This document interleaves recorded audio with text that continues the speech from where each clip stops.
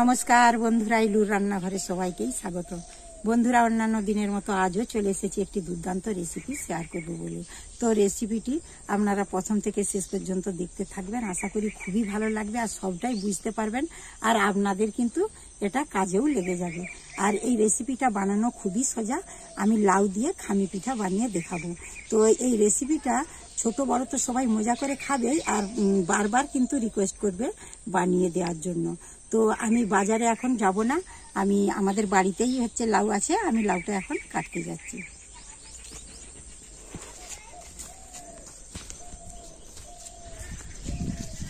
দেখুন বন্ধুরা, এই যে আমার হাতে একটা কাস্তে আছে, আমি কাস্তে নিয়ে কাটবো। আর এখানে একটা বাবলা গাছ আছে, বাবলা গাছে লাউ গাছ, সিম গাছ সব উঠে গেছে, দেখুন কত সুন্দর। আর এই যে এইখানে লাউটা আছে, আমি কেটে নেব। তো লাউটা আমার কচি লাউয়েরই দরকার, আমি পাকার লাউ নেব না। দেখুন কত সুন্দর লাউটা হয়েছে, দেখুন এই যে খুব একটা বড় হয়নি, আর বড় হলে পেকে যেত, ভালো হতো না রেসিপিটা। আমি কিন্তু এই খুব কচি লাউটা দিয়ে এই রেসিপিটা বানাবো। কত সুন্দর লাউটা হয়েছে, একদম কচি। চলুন তাহলে রেসিপিটি শুরু করা যাক। চলে এসেছি রান্নাঘরে, এবার আমি লাউটা কেটে নেব।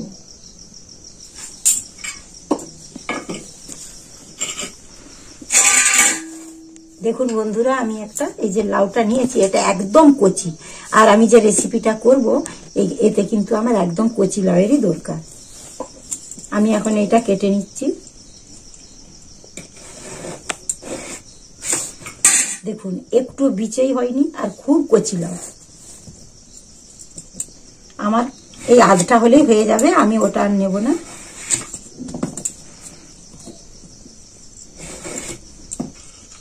এবার আমি এই লাউয়ের খোসাটা ছাড়িয়ে নেব।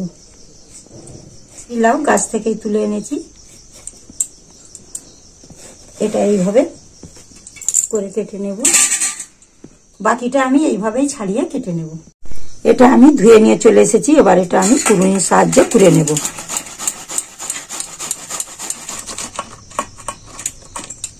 তো আমার এটা কুড়া হয়ে গেল, বাকিটা আমি এভাবেই কুড়ে নেব। আমার লাউটা একদম কুড়া হয়ে গেছে, এটা এবার আমি ভাপিয়ে নেব। লাউয়ের যে একটা কাঁচা গন্ধ থাকে, তাহলে সেটা চলে যাবে। যে লাউটা কুড়ে রেখেছিলাম, এটা আমি কড়াতে দিয়ে সেদ্ধ করে নেব। এবার এটাকে নেড়ে চেড়ে সেদ্ধ করে নেব, তাহলে লাউয়ের কাঁচা গন্ধটা চলে যাবে, আর পিঠাটা খেতে খুবই সুন্দর লাগবে। দেখুন বন্ধুরা, কতটা ছিল, একদম ওইটুকু হয়ে গেছে, আর আমার ভালোভাবেই সেদ্ধ হয়ে গেছে, আর কাঁচা গন্ধটাও চলে গেছে। এবার আমি এটাকে নামিয়ে দেব। আমি এখানে 1 বাটি দিচ্ছি চালের গুঁড়ি, হাফ বাটি দিচ্ছি আটা। তো বন্ধুরা, আপনারা চাইলে এখানে ময়দাও ব্যবহার করতে পারেন। দিয়ে দিচ্ছি পরিমাণ মতো নুন। নুন দিলে কিন্তু পিঠার স্বাদটা খুবই ভালো হয়। আমি এখানে দিচ্ছি 1 চামচ মৌরি, এটা কাঁচা মৌরি আমি গুঁড়িয়ে রেখেছিলাম, এটা দিলে পিঠাটার স্বাদ দ্বিগুণ বেড়ে যায়। এখানে দিচ্ছি আমি 1 প্যাকেট গুঁড়ো দুধ দিচ্ছি। তো বন্ধুরা, আপনারা চাইলে কারো কাছে যদি না গুঁড়ো দুধ থাকে, তো গরুর দুধও আপনারা এটা দিতে পারেন। এই গুঁড়ো দুধটা দিলে পিঠাটা একবারে খুবই দুর্দান্ত খেতে হয়। যত বেশি দিবেন তত খেতে ভালো লাগবে। আমি এখানে 1 প্যাকেটই দিলাম। এখানে আমি একটা নারকেলের হাফটা কুড়ে রেখেছিলাম, এটা দিয়ে দিচ্ছি। এই নারকেল কোড়াটা দিলে খেতে একবারে অসাধারণ হয়, খুব টেস্টি হয়। এই নারকেল কোড়াটা কিন্তু অবশ্যই দিবেন। এখানে আমি দিয়ে দিচ্ছি 1 চামচ বেকিং সোডা দিয়ে দিচ্ছি, যেটা খাবার সোডা বলে। এখানে আমি দিয়ে দিচ্ছি 1 চামচ গা ঘি। এই গা ঘিটা দিলে ফ্লেভারটা খুব সুন্দর হয়, আর খেতে খুবই টেস্টি হয়। আর আমি শুকনো উপকরণগুলো ভালো করে মেখে নিচ্ছি, আর আমি এটা হাত দিয়েই মাখছি। হাত দিয়ে মাখলে খুব ভালো করে মাখা যাবে।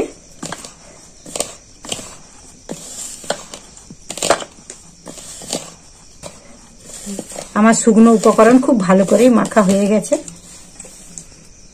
এবার যে আমি এই লাউটা সেদ্ধ করে রেখেছিলাম, এটা দিয়ে দিচ্ছি। এইভাবেই আমার ঠাকুমার কাছে আমি শিখেছি, অনেক পুরানো দিনের রেসিপি। আমার ঠাকুমা কিন্তু এটা খুব ভালো তৈরি করতে পারতো, আর খেতে দুর্দান্ত লাগে। পুরাতন দিনের হলেও হেভি খেতে লাগে। যে একবার খাবে সে বারবার রিকোয়েস্ট করবে বানাবার জন্য। খুবই টেস্টি হয়। তো আমি যে উপকরণগুলো দিলাম সেটা তো দেখেই আপনারা বুঝতে পারছেন কতটা খেতে ভালো হবে। বন্ধুরা, আমি এখানে আখের গুড় নিয়েছি, আপনারা চাইলে খেজুর গুড় নিতে পারেন। খেজুর গুড় নিলে তো খুবই ভালো হয়, আর চিনি দিয়েও করতে পারেন, তো গুড় দিয়ে করলেই বেশি ভালো হয়। তো মিষ্টিটা যে যেমন মিষ্টি খেতে পছন্দ করেন সেই মতনই দেবেন।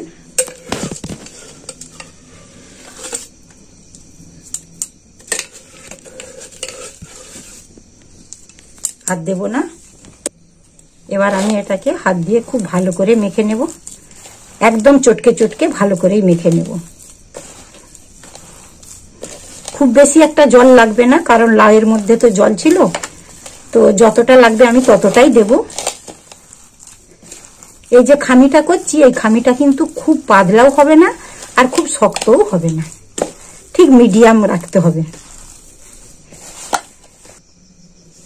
এবার আমি এখানে এটা নর্মাল জলই নিয়েছি, অল্প অল্প দেব আর হাতে করে মাখতে থাকবো।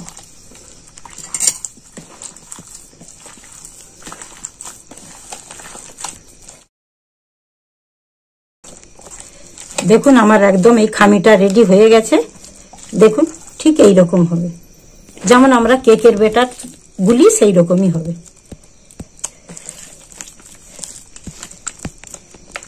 এবার আমি হাঁড়িটা উনানে বসিয়ে দেব। আমি এখানে একটা স্টিলের হাঁড়ি নিয়েছি, আপনারা চাইলে অ্যালুমিনিয়ামেরও হাঁড়ি নিতে পারেন। এবার আমি হাঁড়ির মধ্যে দিয়ে দিচ্ছি জল।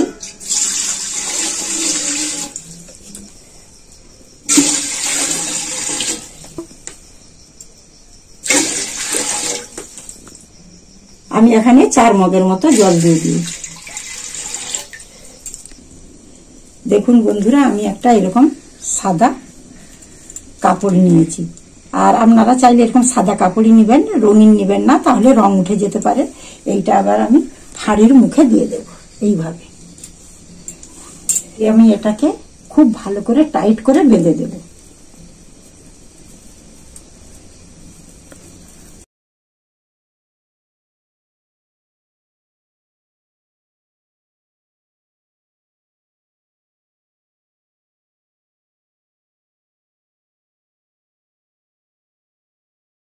এইভাবে আমি বেঁধে দিচ্ছি, নইলে পাশের এই যে আগুনগুলো লেগে যেতে পারে, এই কাপড়টা পুড়ে যেতে পারে, সেজন্য আমি এরকম করে খুব টাইট করে বেঁধে দিচ্ছি। এই যে এখানে এবার একটু ভাপ উঠেছে, একটু তার তার লাগছে, এই অবস্থায় আমি খামিটা এর মধ্যে ঢেলে দেব। এবার আমি এই খামিটা এর মধ্যে ঢেলে দিচ্ছি।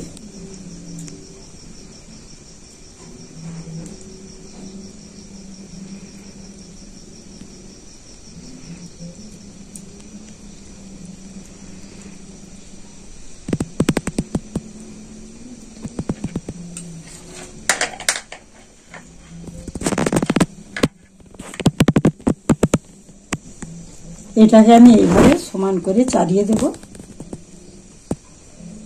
দেখতে পাচ্ছেন ঠিক এইরকম হবে খামিটা, ঠিক এইরকম হবে। খুব পাতলা হওয়া তো মোটেই চলবে না, আর খুব শক্ত হলেও হবে না, ঠিক এইরকম হবে।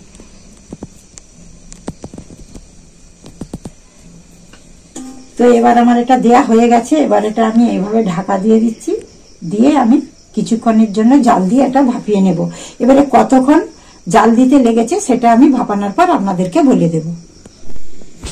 আমি এটা 10 মিনিট ভাপিয়েছি। আমি এখন এটা একটু খুলে দেখছি। দেখুন কত সুন্দর হয়ে গেছে, কত কম দিয়েছিলাম, কত ফুলে গেছে। তো আমি এখন এখানে আমি 3টা চেরি দিয়ে দিচ্ছি। এটা আমি কিন্তু দেখতে সুন্দর লাগছে খুব, দেখুন সেজন্য দিয়েছি। এটা কিন্তু অপশনাল, এটা আপনারা চাইলে দিতেও পারেন, না পারেন। খুব সুন্দর লাগছে বলে এটা আমি দিয়ে দিলাম।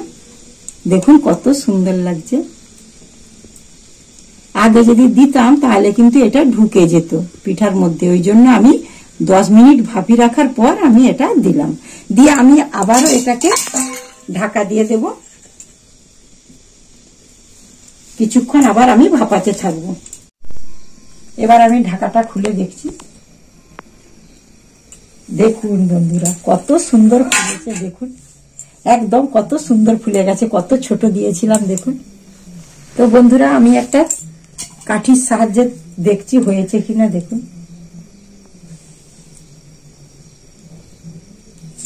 দেখুন একদম কিছুই লাগছে, দেখুন কাঠিতে লেগে নেই, একদম আমার হয়ে গেছে।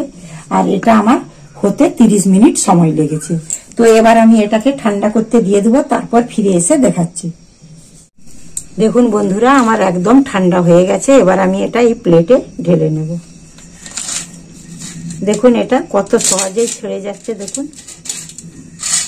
এই দেখুন কত সুন্দর লাগছে দেখুন। আর খেতে খুবই সুন্দর হবে। আর একটা পিঠাই গোটা পরিবারের সকলের পেট ভরে যাবে।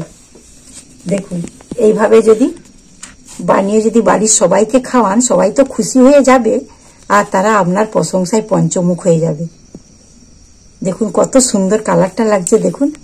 আর এই শীতের দিনে এই লাউ দিয়ে এই পিঠাটা বানাবেন। এই খামি পিঠা লাউ দিয়ে করলে একবারে অত্যন্তই খেতে সুন্দর লাগে।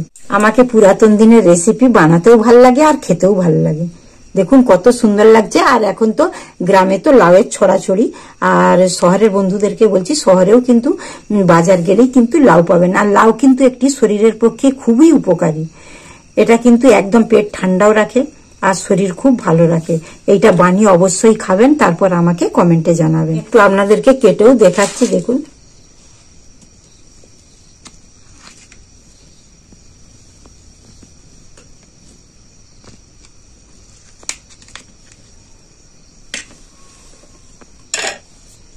এখন এইটা একটু গরম আছে বন্ধুরা।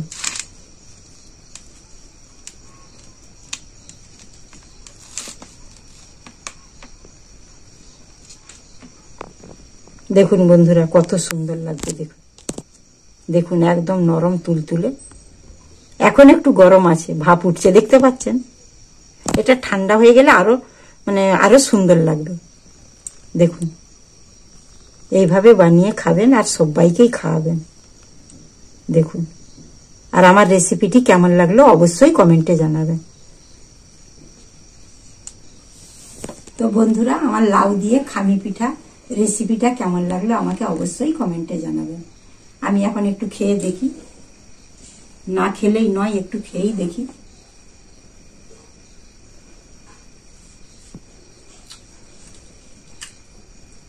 দারুণ সুন্দর লাগছে বন্ধুরা, কি আর বলবো। আপনারা অবশ্যই বানিয়ে খাবেন, তাহলেই বুঝতে পারবেন কতটা খেতে সুন্দর হয়েছে। খেতে তো খুবই সুন্দর হয়েছে, আর এই গরম গরম আরো খেতে ভালো লাগছে।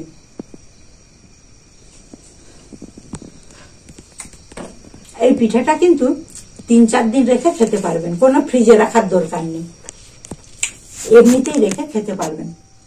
আর এতটাই টেস্টি হয়েছে।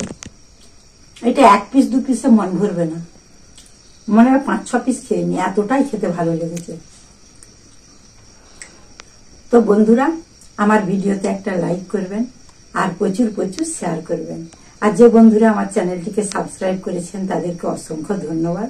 আর যে বন্ধুরা আমার চ্যানেলটিকে এখনো সাবস্ক্রাইব করেননি সেই বন্ধুদেরকে অনুরোধ করছি, ঝটপট করে সাবস্ক্রাইব করে ফেলুন আর আমার পাশে থাকুন, আমাকে উৎসাহিত করুন। আর বেল আইকনটি ক্লিক করবেন যাতে সর্বপ্রথমেই আমার ভিডিওগুলো দেখতে পান। ততক্ষণে ভালো থাকবেন, সুস্থ থাকবেন আর সাবধানে থাকবেন। আবার দেখা হবে পরের ভিডিওতে।